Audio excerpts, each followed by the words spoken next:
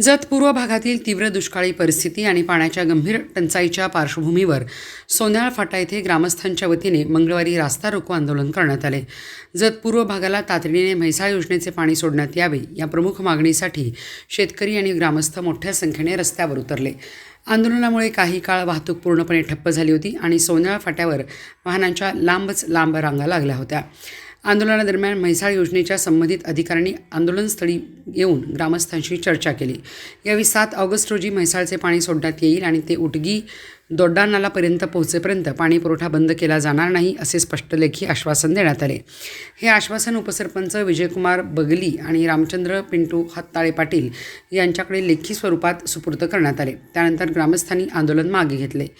गेल्या अनेक महिन्यापासून जत पूर्व भागात दुष्काळी परिस्थिती निर्माण झाली असून शेतकऱ्यांसमोर पाणी टंचाईचे मोठे संकट उभे आहे। शेती पिके, जनावरे आणि पिण्याच्या पाण्याचा प्रश्न गंभीर बनला आहे। परिसरातील अनेक विहिरी आणि बोरवेल कोरड्या पडल्या असून जलस्रोत आटल्याने शेतकरी हवालदिल झाले आहेत। त्यामुळे शेतीसाठी आवश्यक पाणी तातडीने उपलब्ध करून द्यावे या मागणीसाठी ग्रामस्थांनी रास्ता रोको आंदोलनाचा मार्ग स्वीकारला। आंदोलनाच्या ठिकाणी उमदी पोलीस स्टेशनचे पोलीस कर्मचारी बंदोबस्तासाठी तैनात होते।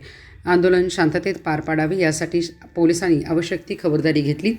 या आंदोलनात माजी जिल्हा परिषद सभापती तमनगोंडा रवी पाटील, मार्केटयार्ड समितीचे माजी सभापती संतोष पाटील, महादेव अंकलगी, शिवानंद माडग्याळ, सुरेश तेली, सिद्धराम उचंडी, महादेव निवर्गी, भीमराय मलावदी, बुडेसाब नदाफ, प्रकाश गुरव, मलकू मुचंडी यांच्यासह सोन्याळचे परिसरातील ग्रामस्थ, शेतकरी मोठ्या संख्येने सहभागी झाले होते।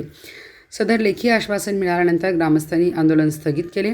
लेखीमध्ये 7 ऑगस्ट रोजी प्रत्यक्षात पाणी सोडले जाईल असे संबंधित अधिकारी यांनी आश्वासन दिले। याकडे जत पूर्व भागातील नागरिकांचे लक्ष लागले आहे। ग्रामस्थांनी प्रशासनाने दिलेले आश्वासन वेळेत पूर्ण करावे, अन्यथा यापेक्षाही तीव्र आंदोलन छेडण्याचा इशारा दिला आहे।